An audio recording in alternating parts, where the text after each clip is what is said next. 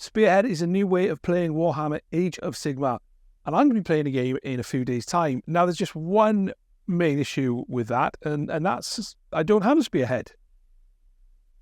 Unless you count this box, which is full of Seraphon. This is the new Seraphon Spearhead from Games Workshop, and I'm going to be building and painting this in 5 days. Maybe, we'll see. Let's get into the video.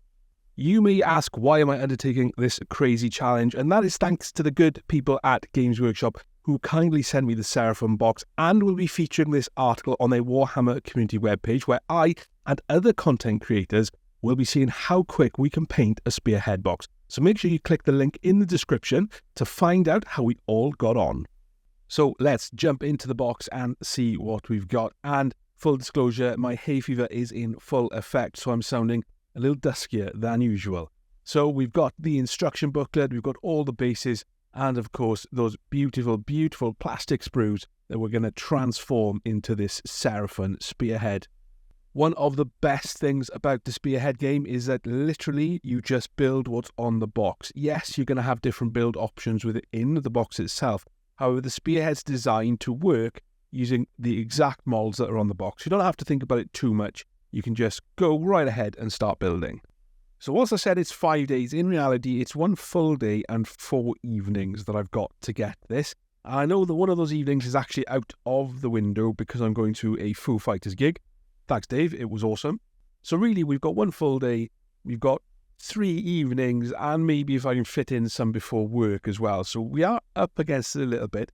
So it's really important to have a plan. This is my plan. As you can see, it's thorough.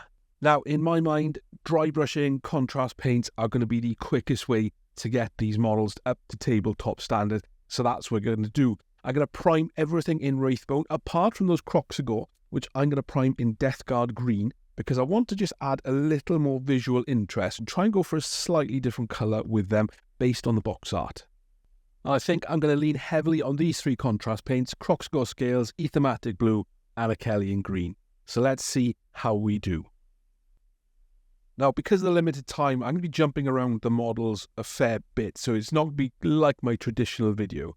The first thing I've done is take some Akhellian Green, and I've mixed this with contrast medium, 50-50, so 1-to-1. And I'm going to use this to paint all of the Saurus warriors, and also that Saurus Old Blood, which I have left off the Carnosaur, and I've also left the saddle off as well, just to make it easier.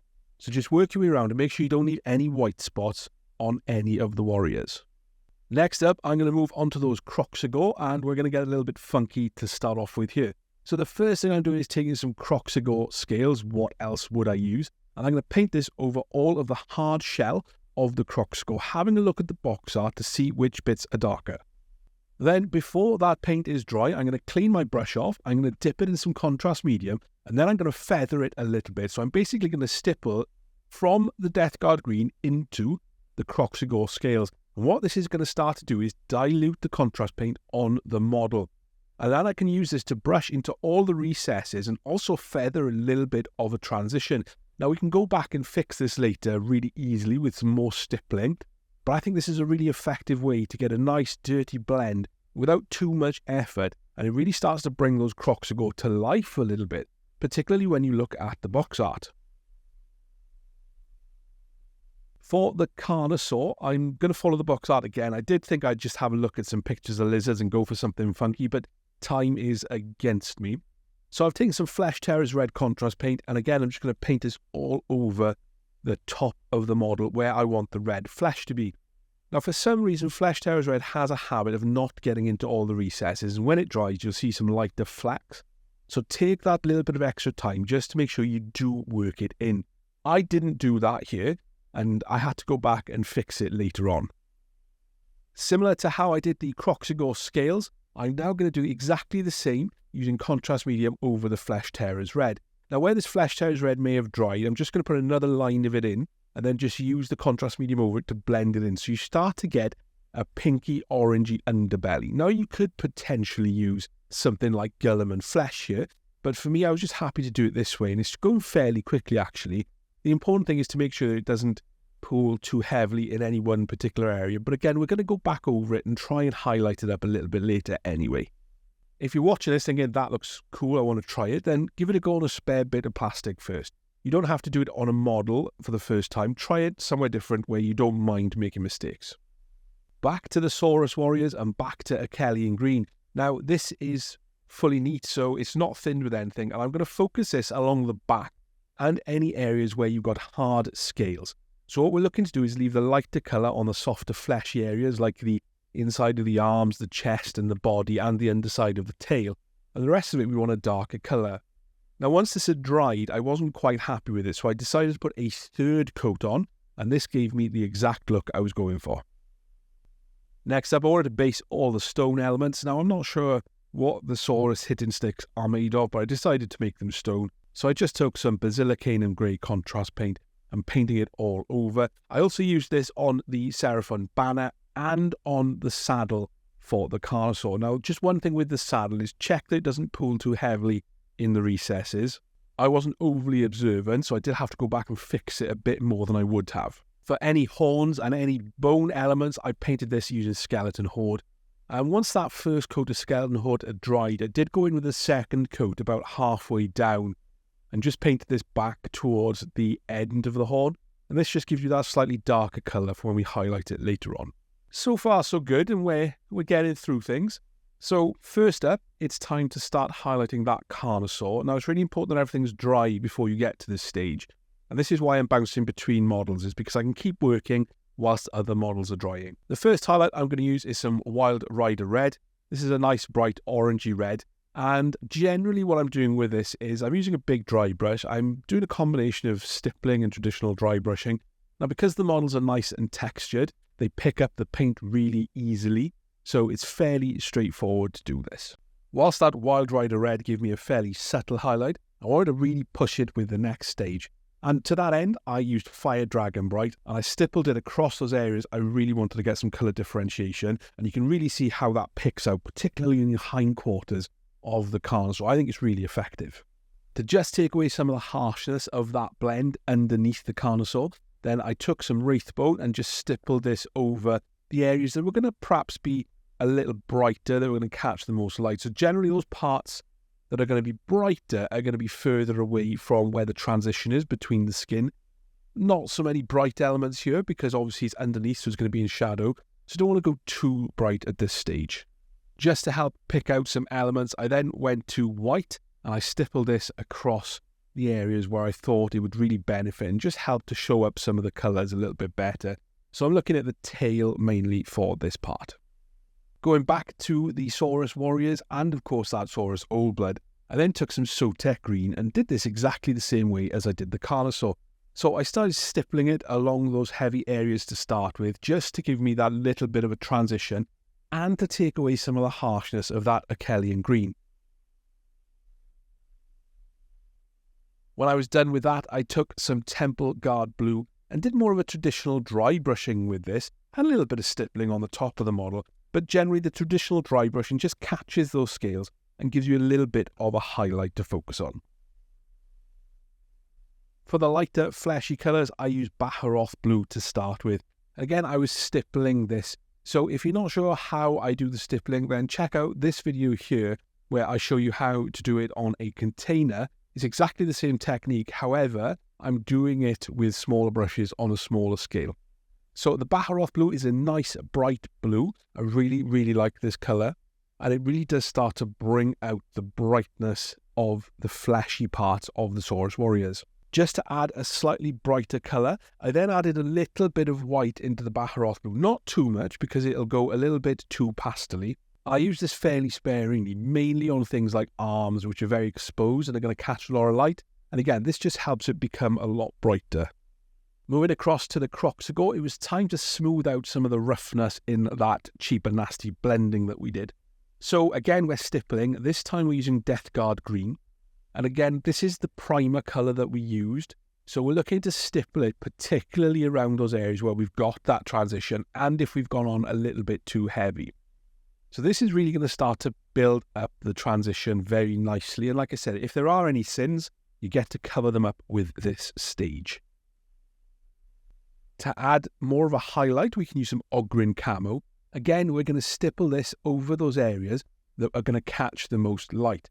So again, you're going to have to do this on a model by model basis. It's not going to be a uniform highlight. It's purely going to depend on the pose.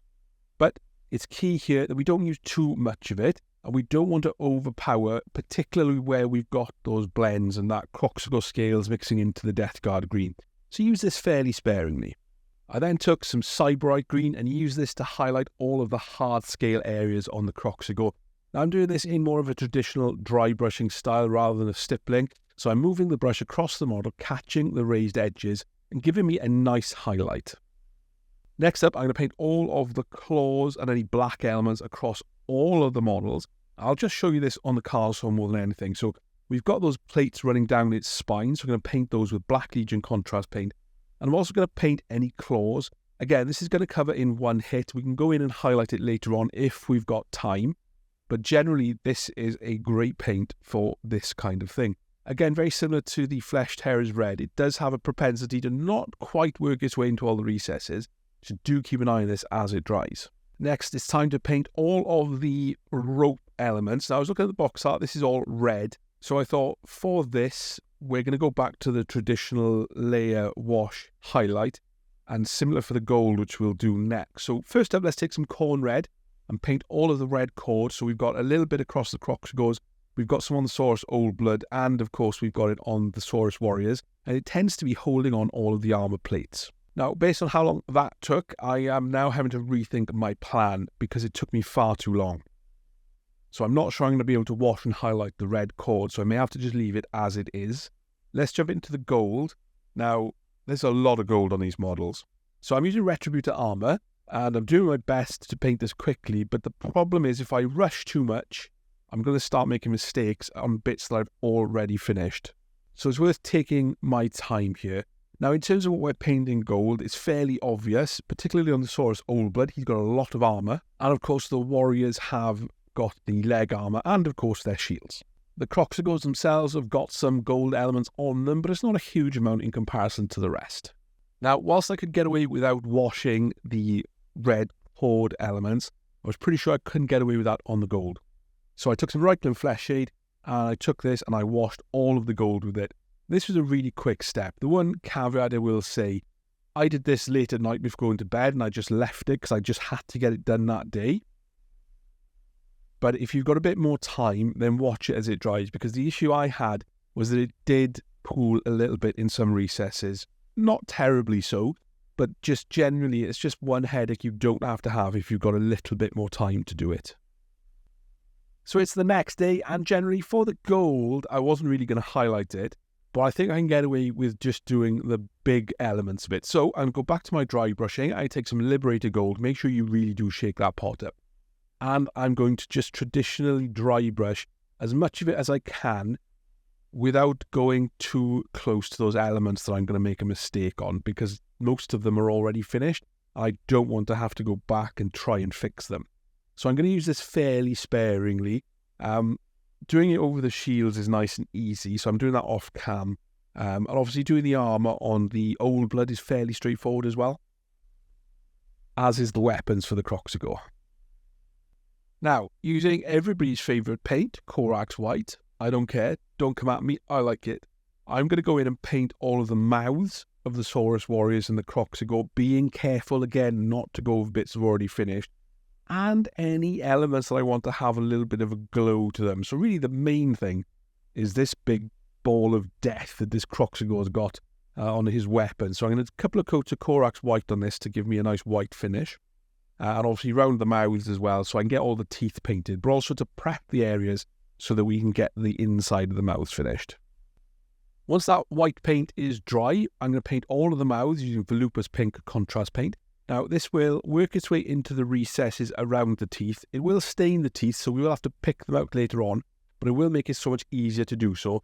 And it'll give you a really nice one-coat job in getting a highlight and a shade across the tongues. We don't need to go into too much details for these bits. This is a nice way to do it. For that giant ball of death, I'm simply going to take some Aethermatic Blue contrast paint and paint it all over, just making sure it doesn't pool too heavily in any particular recess.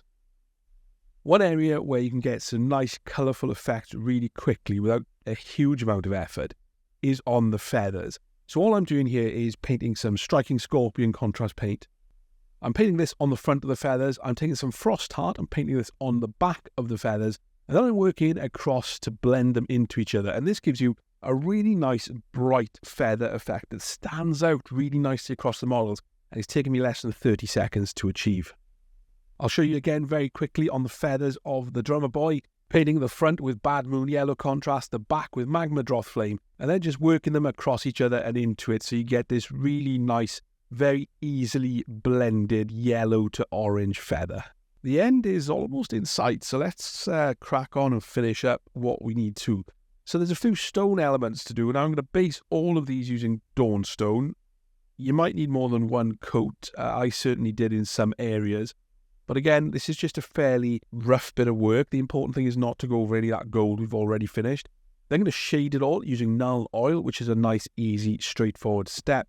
And because of time constraints, I'm going to leave it there, but that looks okay. For all the strapping across the Carnosaur and on the saddle, I'm going to use Garriax Sewer. Now on the box art, it's a lighter colour, but I just thought the Garriax Sewer is a really nice browny colour that I really like, so I decided to use it here. I think it looks quite nice and effective.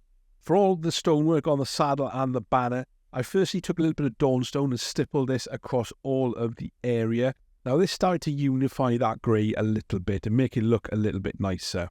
To finish up that stone, I used a little bit of Administratum Grey in exactly the same way, with a little bit of stippling, a little bit of dry brushing, and this gave me the highlight that I was looking for.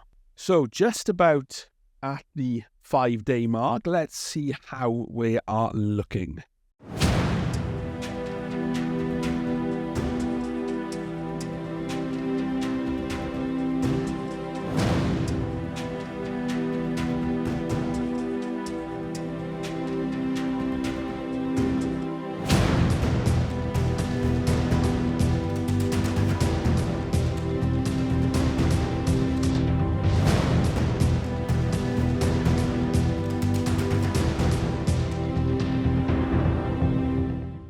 So there we go, success. I managed to get this done in 5 days. Having a plan is really, really important when it comes to trying to get something done quickly.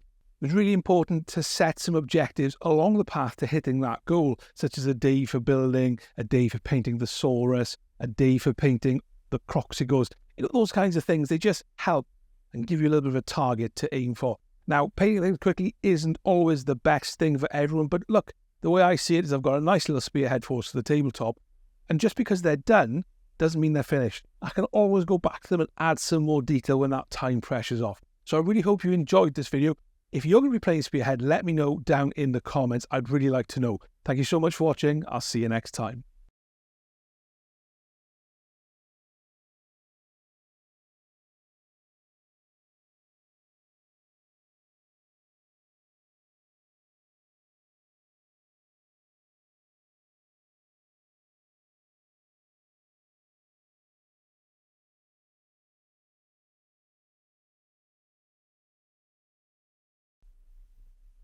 And don't forget to hit that link in the description to see how myself and other content creators got on in painting their spearheads.